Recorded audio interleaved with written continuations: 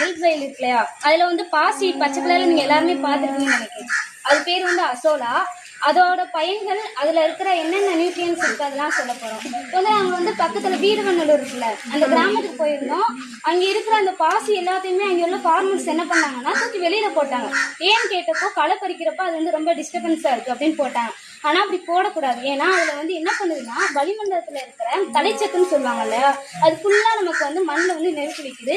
அப்புறமாட்டிக்கு நம்ம மண்ணில் இருக்குல்ல, மண் அரிப்பை வந்து அது வந்து தடுக்குது. அப்புறம் வந்து காற்றோட்டத்தை வந்து அதிகப்படுத்துது. இது மூலம் நெல் வந்து நம்ம நல்லா விளையுது, நல்ல மகசூல் வருது. ஆனா இங்க உள்ளவங்க என்ன நினைச்சுட்டு இருக்காங்கன்னா அது பச்சை பச்சையா இருக்கவும் களை நிறைய இருக்கு, அதை வந்து நீக்கணும் அப்படின்னு நினைக்காங்க. ஆனா அது பண்ணாதீங்க. அது மூலமா வந்து நிறைய இயற்கை உரங்கள் வந்து இருக்குது. மண்ணுக்குள்ள வந்து நுண்ணுயிர்கள் இருக்கு இல்லையா, அது வந்து நல்லா வளரும். இப்போ யூரியா அந்த மாதிரி போடுறது மூலமா மண்ணோட வளம் வந்து குறையும், அந்த நுண்ணுயிர்கள்லாம் செத்து போயிடும். ஆனா இது வந்து இயற்கையாகவே அதுவாகவே வளருது. அதை வந்து யாருமே இன்னும் வந்து நீக்காம பார்த்துக்கோங்க. அப்புறமாட்டிக்கு பசுந்தாள் உரங்கள் வந்து உங்களுக்கு தெரியுமான்னு தெரியல, நாங்கள் வந்து உங்களுக்கு தெரிஞ்சதை சொல்கிறோம். பசுந்தாள் உரங்கள் வந்து எதுக்கு யூஸ் பண்ணுவாங்கன்னா, இப்போ நெல் போடுறோம்ல, நெல் போடுறதுக்கு முன்னாடி ஒரு 2 மாதத்துக்கு முன்னாடி இந்த பசுந்தாள் உரங்களை வந்து ஒரு ஏக்கருக்கு 16 கிலோ.